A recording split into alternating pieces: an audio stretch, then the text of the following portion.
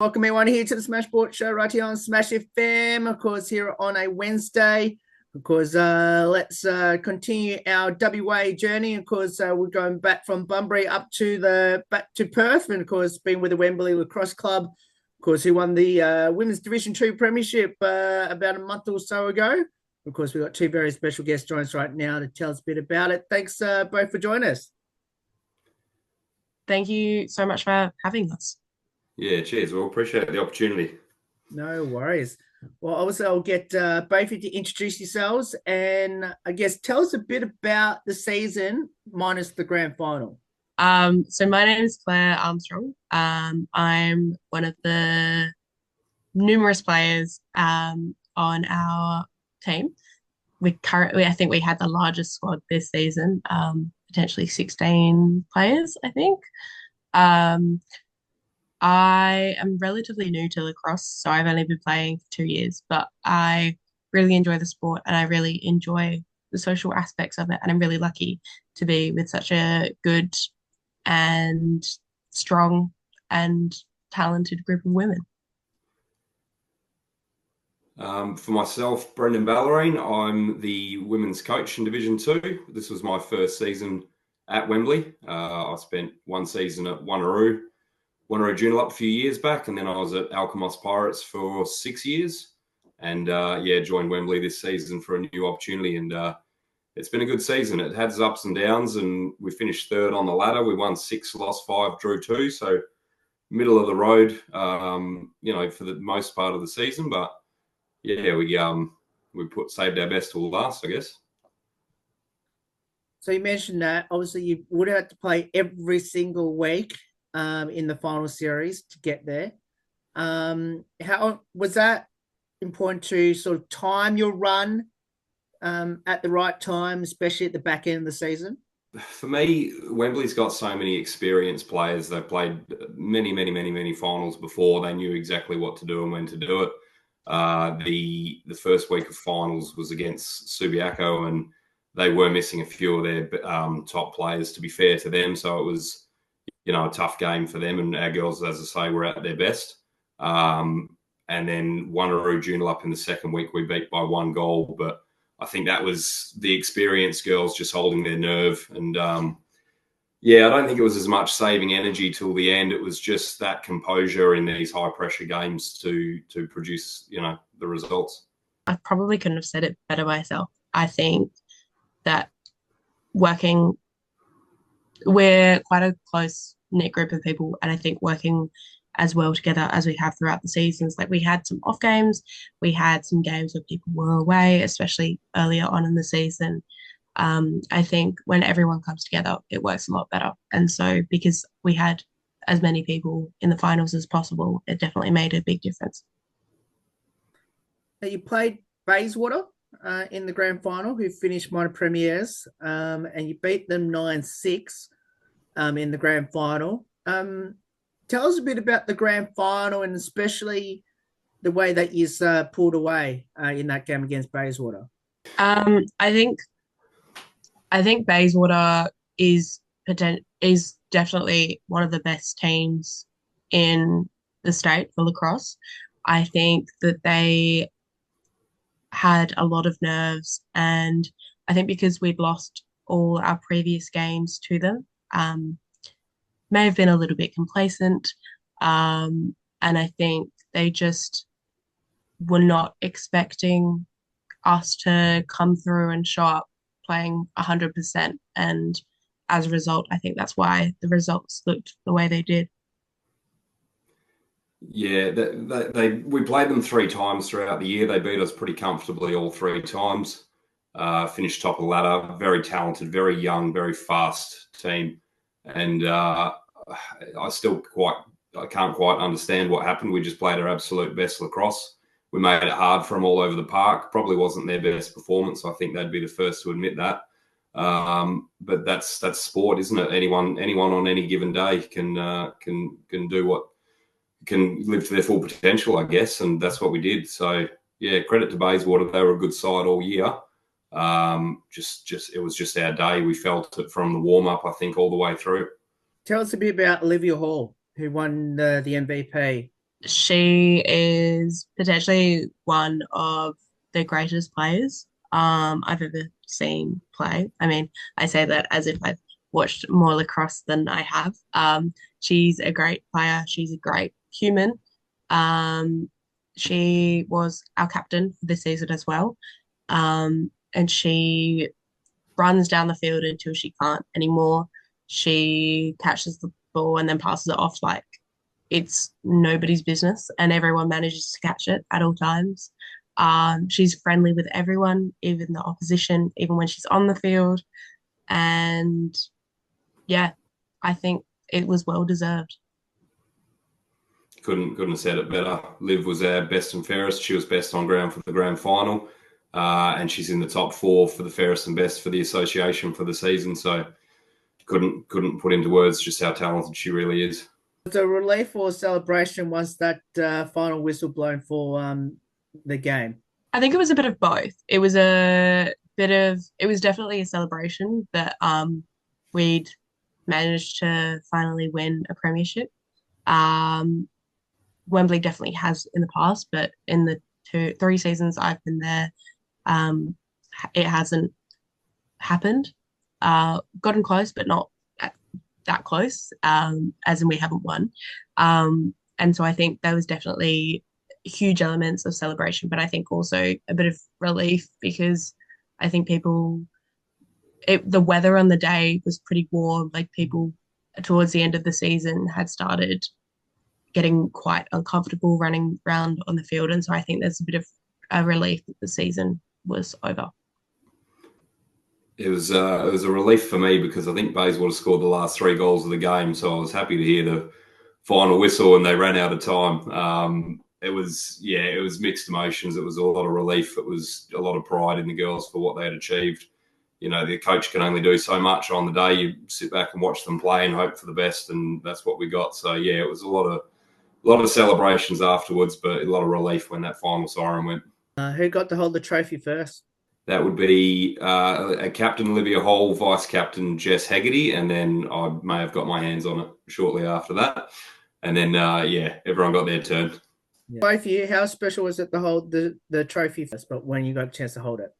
I hadn't really thought about it, to be honest. It was on the day, it was just such a shock to me that my first season with the club, we managed to win a premiership that I don't think I really had time to sort of process what was happening while it was happening. But it's my first premiership in the sport, so it was just trying to enjoy the moment, just live in it, I guess. And as I say, I'm just so grateful to the team because sometimes I feel like they could do it without me. They could just run around and play their best game, and I could just stand by and watch. So yeah, just a lot of gratitude, I think, for the crew.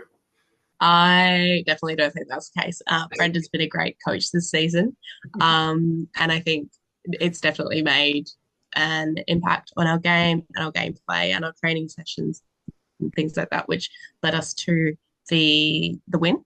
I think the feeling of holding the trophy was one of it was a lot of anticipation and a lot of excitement and being like, oh, we finally did it. Yeah. You got to hold the flag in the photo. Yeah, Liv and Jess. I think I may have been in there, but I'm not certain, so I'll say it was those two. I'll just quickly show it to both of you, so hopefully you can see that. Yeah. So Samara's holding the trophy, and you've got Bridget, Jazz, and is that Steph down the bottom corner with the flag? Yes. There you go. I was wrong. Close. Yeah, it was someone. So, did any get to use it as a cape? Probably a little bit small for a cape, but we did something. We did something I'd never heard of before called a flaggy, which is a shoey but with a premiership flag. So okay. Yeah, that was a learning experience. Yeah, I did one. At that point, it had been used a couple of times, so there were a couple of interesting flavors. But yeah, it was a good experience.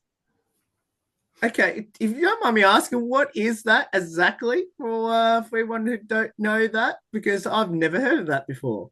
Yeah, so we literally folded up the flag like a funnel and just poured the drink down it and drank from the Premiership flag. Okay, that's yeah, I've never had that. Yeah, when they said it, they said, "Oh, who wants to do a flaggy?" I said, "What's a flaggy?" They said, "Right, you're it." And yeah, there it was. How long did both of you wear your medals around your necks for, and did any of you sleep with it?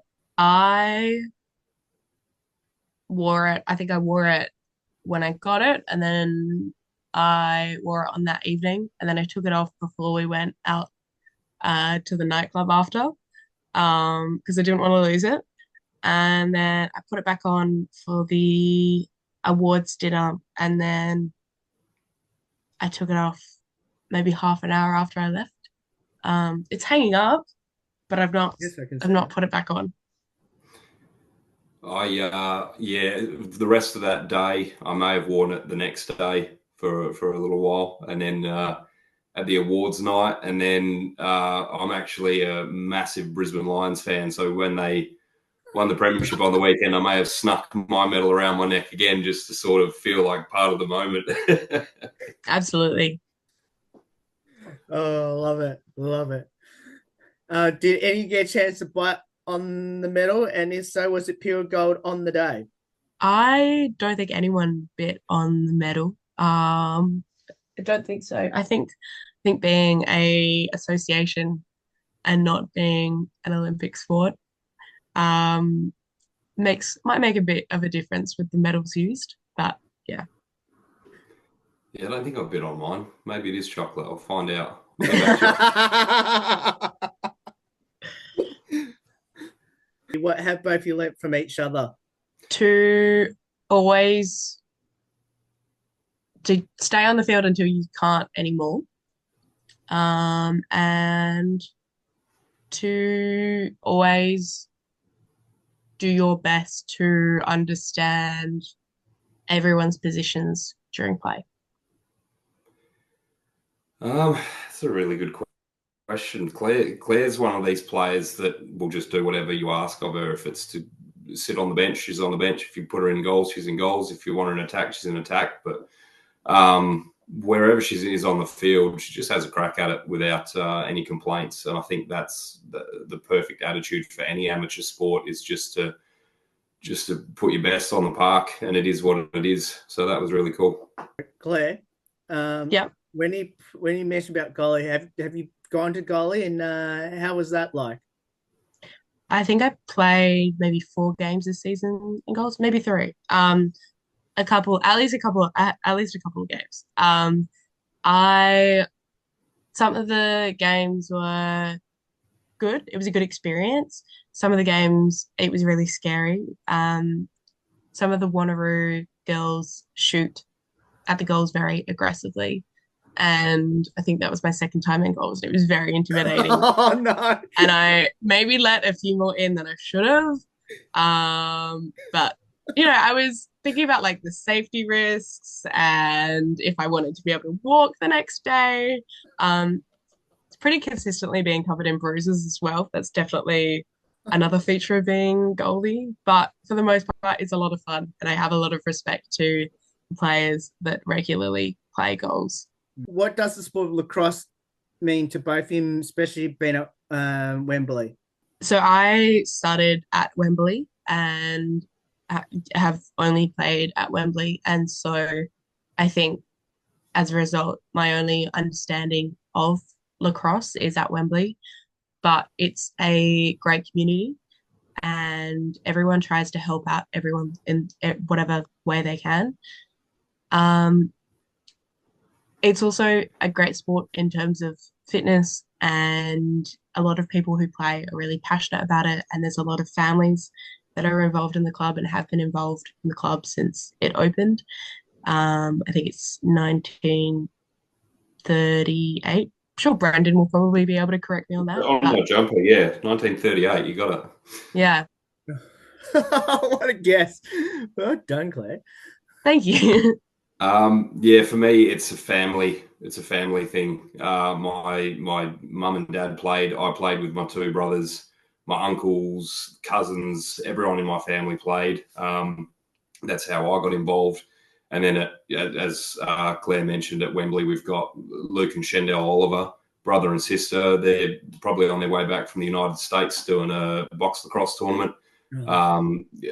Jen Edwards plays in our team with her daughter Samara, and the other daughter Talia plays in the state league team. I could go on and on. There's families across all the clubs, and everyone treats each other like family. So I just love the atmosphere at Lacrosse. You said the Nationals over in WA in mid-June. Did you have any of your players over there represent Wembley? The senior nationals was in Perth this year, and Rhiannon Panting was playing. She's from the state league side. Unfortunately, not a lot of the Divi 2 girls would get a look in with the state tournament. It's pretty intense level stuff. The WA girls won it for the first time, I think, in 6 years, which was incredible to do it in front of the home crowd. It was an amazing day, and the boys won as well. So yeah, that was a cool moment. Any of these state tournaments, national tournaments, Wembley got players all over it. It's just a historically successful club, and they produce talented players from juniors all the way through. Claire, do you have any future ambitions in lacrosse playing wise? I would love to. So part of me wants to one day be able to make state league. That's definitely going to take some time. Part of me is enjoying things as they are at the moment, because I'm not super ambitious when it comes to sport. And lacrosse is more, I would say, a hobby that is embedded in like a community, as opposed to being something that I'm like, I'm going to make it and I'm going to be well known. It's not really a priority for me. Well, we'll finish with these light-hearted questions as well. Who's the comedian, the best singer, and the best dancer on your team? Brendan. That's the best answer, maybe. The comedian, the first name that came to mind when you said comedian, I was thinking of Sophia Moore. She's a crack up. But there's some pretty funny players out there. As I've only been there one season, so I haven't seen a lot of singing and dancing. I didn't go out with the girls after the grand final. I sort of left them to it. So I don't know. Half of them went down to Scarborough and the other half went into Northbridge. So I'm guessing one of the dancers was in Northbridge. I would say Izzy. Izzy's a really good dancer. And I would say Jess as well I would say most of the people that went to Northbridge are really good dancers. Also Soph, once again, the award of best entertainer goes to Soph. So the life of the party afterwards went to Northbridge and not Scarborough, by the sounds of that. Yeah. Right. Well, credit to the girls who went to Scarborough. They can still party pretty hard. I hear this and people think that they had a quiet night down in Scarborough. They still go pretty hard. Did either of you have a pre-game superstition or ritual or routine? I didn't, but I know some of the girls, their pre-game ritual is listening to Time of Our Lives by Pitbull. For me, just super calming, chill out music on the way there, just to remain calm. I read a book about, it was about sport in general, but one of the chapters was on superstitions, and one of the former football players was saying that don't listen to music that winds you up and fills you with energy and gets you tense. Save that energy for the game. Just keep everything calm, and then when you get to pre-game, then you start to build up, which resonated with me. So I try and just chill out, save the energy, just remain calm and get there and do my thing, I guess. What would be your advice to people that should get involved in lacrosse, and especially heading down to Wembley? Come on down, give it a go. We will always welcome new people. Doesn't matter who you are, what your experience is, the more the merrier. And in terms of any lacrosse club in WA, because we are such a small sport, the closer to you, the better. Or if you know someone that's in the sport, that's fantastic. But it's great. It'll be great to see you on the field next season. Yeah, we've had players range from 16 to 60 plus. So we take all ages, all shapes, all sizes, all backgrounds. Just come pick up a stick. Most people who do fall in love with it and struggle to put it down, but it does take a little bit of courage for the first time to pick up a stick and have a go. Anyone who's been hit by a lacrosse ball knows it doesn't tickle. But if you can get past that, it's something that you can enjoy for the rest of your life. So I would say to anyone looking for something to do, looking for a sport, obviously Wembley's got huge numbers. There's plenty of people there that can coach and guide and help out. But just jump online, find your local club.